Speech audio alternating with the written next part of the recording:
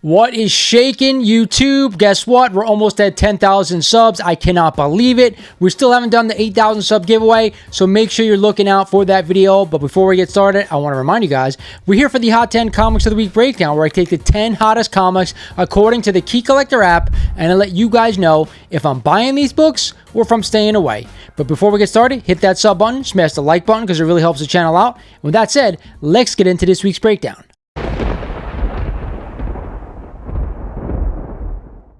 Starting off the list at number 10 this week, and back on the list, is a copy of Avengers number 55 and the first appearance of Ultron. We just had a CGC 8.5 sell for $200, up 5% over the average. Then we had a CGC 7.0 sale for only $150, but up 36% over the average. We all know why this book is on this list. Ultron is coming back to the MCU in Armor Wars, supposedly. But wait, I just heard that Armor Wars just got canceled, so I have no idea all of a sudden why this book is on this list. Either way, guys, I don't want to spend $200 or even $150 on this book. If you can get it for a deal, $50 to $75, I'd be a buyer. Other than that, I'm staying away. What? At number 9 this week is a copy of Amazing Spider-Man number 101 and the first appearance of Morbius. And last week we had a CGC 7.0 sell for $420, up 13% over that average. Then we had a CGC 5.0 sale selling for $225, up another 6% over that average. You guys know I'm a huge Amazing Spider-Man fan, so for me, this is a must-own book. I really don't want to spend the money on a 7.0, even though I tell you guys all the time, I want to buy Bronze Age books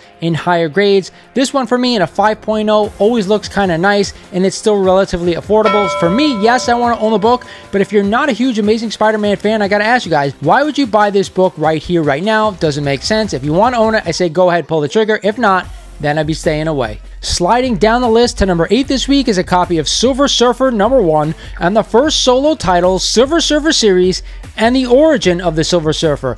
And last week we had a CGC 5.5 right in that mid-grade area, selling for $601, up 8% over that average. Then we had a CGC 4.5 sale, another mid-grade book, selling for $504, up 18% over the average. You guys know for Silver Age books, I live in that mid-grade value. So for me, yes, I want to own this book, but I'm still trying to find this book for a deal. It has come down a lot over the past couple of years, but either way, too good to pass up, in my opinion. Coming in at number 7 this week, how about some Copper Age goodness? It is a copy of G.I. Joe number 1 and the first appearance of Team G.I. Joe. And last week we had a CGC 9.8 sell for $1,170, but get this, up a crazy 44% over the average. Then we had a CGC 8.5 sale for only $156, up 15% over the average. If you're a huge G.I. Joe fan, you have to own this book, and I'm okay spending around $100 to $150 just to own it. But I always think if you're going to buy this book raw,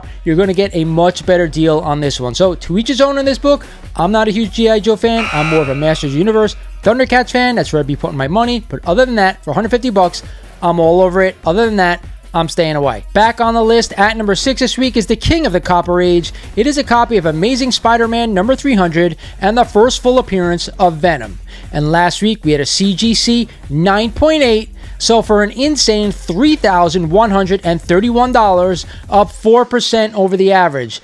Then we had a CGC 9.2 sale right up my alley for only $548, up a measly 1% over the average. If you want to play in the 9.8 space, I see this book all the time selling for $2,500 or around there on Instagram. So if you paid $3,100 plus, you way overspent for this book. You guys know I want to own this book in a 9.2 or higher. I personally have a copy 9.2 signed by Todd McFarlane. I'm okay with that. I paid around $400 and change for it. If you want to own the book, I'm all for it. I don't want to own a 9.8 if I'm going to spend this kind of money with the book still coming down. At the 5 spot this week is some Silver Age goodness. It is a copy of Fantastic Four number 52 and the first appearance of T'Challa as the Black Panther. And last week we had a CGC 7.0 selling for $1,320, up 13% over that average. Then we had a CGC 5.0 sale for only $636, up 11% over the average. Again, guys, I saw this book in a 4.5, 5.0 selling for under $500. $5, so I'm not sure why anyone spent over $600 for a 5.5. Makes no sense. I think when you get to the higher grades, it's really kind of like throwing money away, in my opinion. There are a lot of copies of this book out there right now on eBay. Hell, I still want to own this book, but I want to own it at a great deal. I know they're out there. You can find them. Just make sure you're looking to hold on to this book for the long term. At number 4 this week is some more Silver Age goodness. It is a copy of Fantastic Four number 48 and the first appearance of the Silver Surfer. And last week we had a CGC 8.5 selling for an insane $4,900, up 11% over that average. Then we had a mid-grade CGC 5.0 sale for $1,250, but only up 4% over the average. Again, another book I'm always seeing on Instagram for a lot cheaper, so I'm not sure why people are spending all this money on these books when they could get them for better deals elsewhere. With that said, 100% for the long term, and I repeat, the long term, I want to own this book. Other than that, is now the right time to buy this book with the Silver Surfer coming to the MCU. If you're going to hold on, I'm going to bless it. If not, I'm staying away. Whoa, we have a trifecta of Silver Age keys. At number 3 this week is a copy of Iron Man number 1 and the first solo title featuring Iron Man. This is also his origin story retold. And last week we had a CGC 8.5 selling for $1,560, up 4% over the average. Then we had a CGC 5.0 sale of $539, but only up 1% over the average. I see this book all the time between a 4 and a 6.0 selling for a decent price, anywhere between $450 and $550. Hey, I still think you can get this book for a steal, and I still think it's undervalued. Yes, I want to own this book, but I want to get it for the right price. To me, it's a must-own for any Iron Man fan. At number 2 this week is What Else? You guys know it was coming. It is a copy of Venom number 3 and the first appearance of Null, creator of the symbiote alien race. And last week we had a CGC 9.8 selling for $320, but get this, up a crazy 63%